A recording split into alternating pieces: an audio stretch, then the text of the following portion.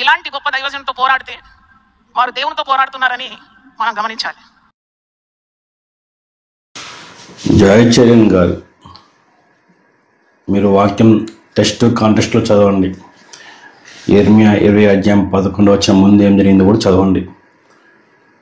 మరి అంత దారుణంగా ఇంత భయంకరమైన అబద్ధ బోధకుడితో పోరాడితే దేవునితో పోరాడినట్టే అనేసి అంత మూర్ఖంగా ఎలా మాట్లాడతారు మీరు?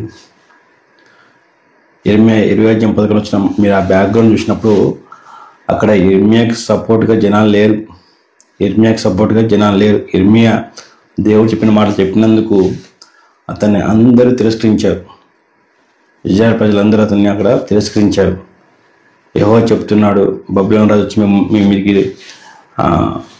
మీదకి వస్తున్నాడు, అతను మిమ్మల్ని ఆక్రమిస్తాడు, మీలో కొంతమంది చంపుతాడని నాకు దేవుడు చెప్పాడనేసి అక్కడ యెర్మీయా గారు చెప్తుంటే యెర్మీయా మాటలు ఎవరు పట్టించుకోవట్లేదు. అతన్ని కొడుతున్నారు, తిడుతున్నారు, అతన్ని పర్సిక్యూట్ చేస్తున్నాడు. అతను ఒక్కడే ఉన్నాడు, ఒంటరిగా పోరాటం చేస్తున్నాడు.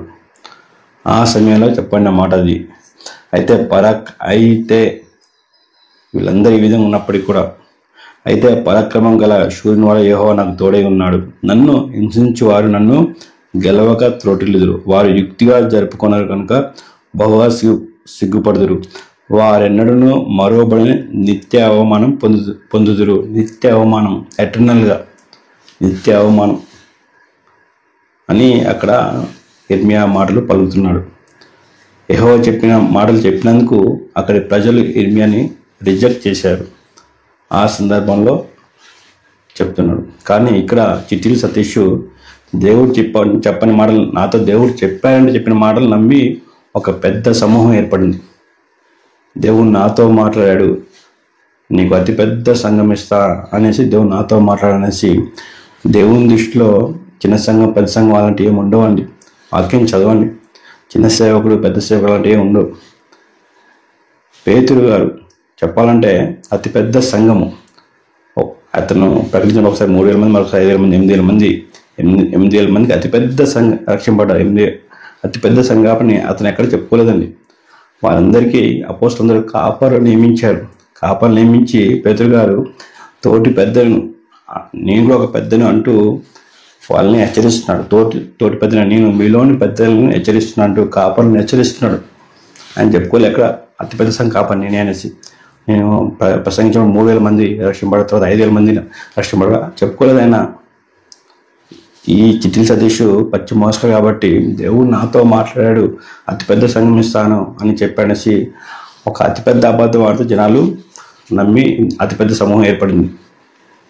ఒక 1,00,000 మంది దాకా అయిన తర్వాత మరలా దేవుడు నాతో మాట్లాడాడు, మరొక 40 సంఘాలు ఇస్తానేసి మనుషులకు అప్పచెప్పు అంటే అయిన స్కీమ్స్కి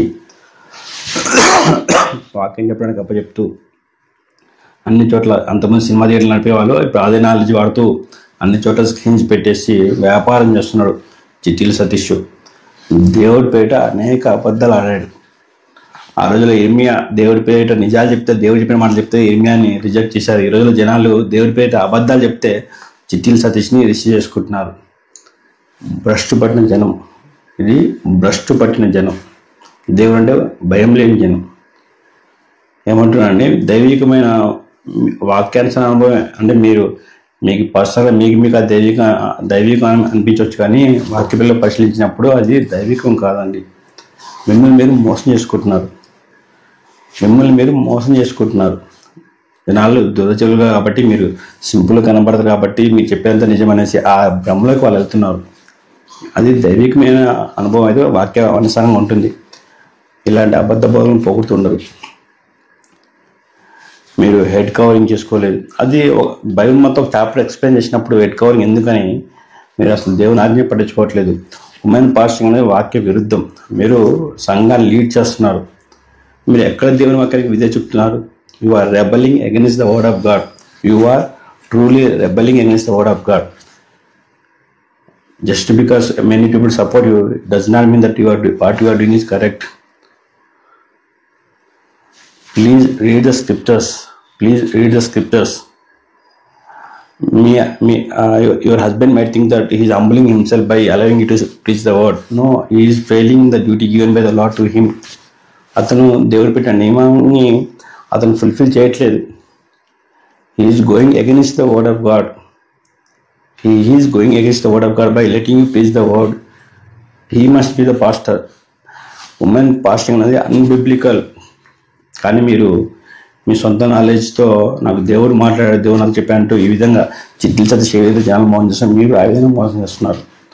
so you both have to repent of your rebellion against the lord. You both have to repent of it. ఇంకా మీరు అసలు ఏమంటున్నారో, చిట్టిల్ సతీష్ ఇక్కడ పుట్టడం మన భాగ్యం నెంచాలా? ఎంత మూర్ఖపు మాట. సంఘాలన్నీ భ్రష్టు పట్టించి ఒక కార్పొరేట్ వ్యవస్థ తీసుకొచ్చి అన్ని చోట్ల అసలు వ్యాపార సంస్థలు ఓపెన్ చేసేసి పెట్టే కథలు చెప్తూ ఒక సెలబ్రిటీ స్టేటస్గా అంతా ఒక అసలు చిట్టిల్ సతీష్ చూస్తుంటే పచ్చి మోసగాడు. దేవుడి పేరు ఎన్నో అబద్ధాలు ఆడాడు, ఎన్నో ఆడుతున్నాడు. రేపు తీర్పు దినాన చిట్టిల్ సతీష్ వెంబడించే వాళ్ళు గుర్తుపెట్టుకోండి, దేవుడు నాతో మరణం చెప్పాడు కదా, ఆ మాటలు మీరు నమ్మారు కదా, రేపు తీర్పు దినాన మీరు కూడా నిత్య అవమానం పొందుతారు. నిత్య అవమానం. ఎందుకంటే దేవుడు మాట్లాడలేదు, ఆయన వాక్యం స్పష్టంగా ఉన్నప్పటికీ మీరు కొండకూరలో ఆయన వెంబడిస్తున్నారు కాబట్టి రేపు మీరు కూడా నిత్య అవమానం పొందుతారు. ఇక ఆ దినం వరకు మీరు వేచి ఉండడం.